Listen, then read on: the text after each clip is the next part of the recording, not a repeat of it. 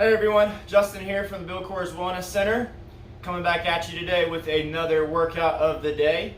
For today's workout, all you're going to need is some open floor space and yourself, and some motivation to get a lot of volume done. Because today's workout is a rep pyramid workout, which means basically we're going to start with 1 rep of an exercise, of which we have 4 of. So we'll run through 1 rep of each of those 4 exercises, and then you'll do 2, and then you'll do 3, and then you'll do 4, all the way up to 10, where you'll rest for a minute or 2. And of course you can rest in between, reps like 1 and 2 or 8 and 9 if you need to. But then you're resting at least 1 to 2 minutes when you make it up to the top and you finish the first set of 10 reps of those 4 exercises. Then you're going to descend the pyramid. So you'll start with 10 reps, then you'll run through those 4 exercises for 10 reps, and then drop by 1 every round until you finish the last 1 rep of each exercise. Now, before I get into the exercises themselves, I want to give you some ways that you can modify this. This is a lot of volume, so if you do not anticipate being able to do 110 reps of each of these 4 exercises, you could always go by even or odd numbers if you'd like. So I would suggest going by even. So instead of starting with 1, you could start with 2, and then you would be doing 2, 4, 6, 8, 10, and then obviously again 10, 8, 6, 4, 2. So that's a way you could cut everything in half. Alternatively, if you are pushed for time or you're getting tired as you're going through the 1 through 10, you could always just stop ascending the ladder. So going up, once you get to 10, that could be your workout, and then you could just finish with some stretching. But of course, if you've got the energy and you want a challenge, doing the full 1 to 10 and then 10 to 1 is really going to be a good test of your muscular endurance. So having said that, let's go ahead and get into what the 4 exercises are and the form for them. So basically, we are starting with jump squats. So you're going to have your feet a little bit wider than hip width, typical squat spacing. Then toes are ever so slightly pointed outwards.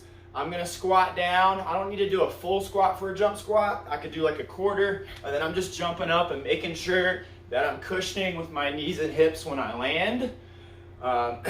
You could also just do body weight squats if jumping is a little hard on your knees, ankles, or hips.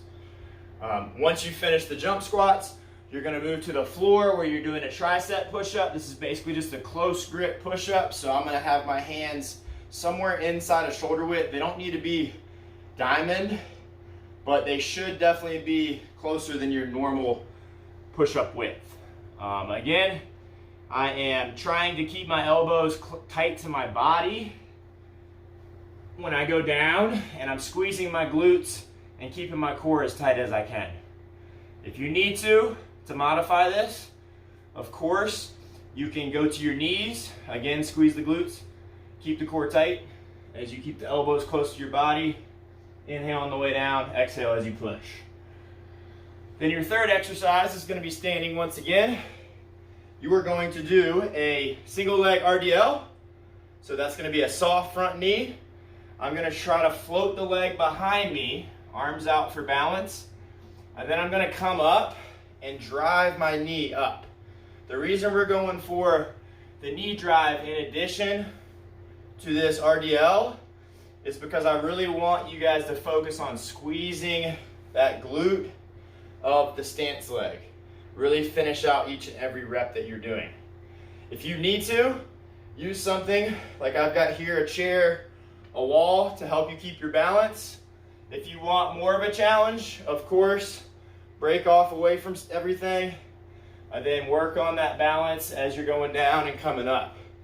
Now these reps are for each leg. So make sure you're starting with your weak leg first, then moving to your stronger leg second. Then your fourth and final exercise is a Superman lat pull. So we're going to be on our stomach.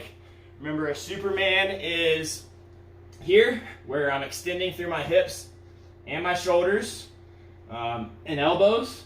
But this time we're going to hold this position and we're going to perform a Superman lat pull. So I'm basically just bringing my elbows down towards my waist. Big squeeze with those back muscles. Pulling the shoulder blades together. And then that is your Superman lat pull. If you wanted to make it a little easier on the back, you could bring the legs down and just extend through the mid-back to do your pulls here.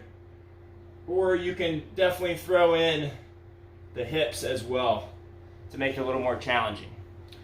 So hopefully you guys are going to enjoy this workout. I'll tell you what, it's going to be a really tough one, and it's going to be a really good preparation workout for the Murph challenge that is coming up on Monday for Memorial Day. So if you guys haven't checked out what the Murph challenge is, Joe put out a video a couple weeks ago.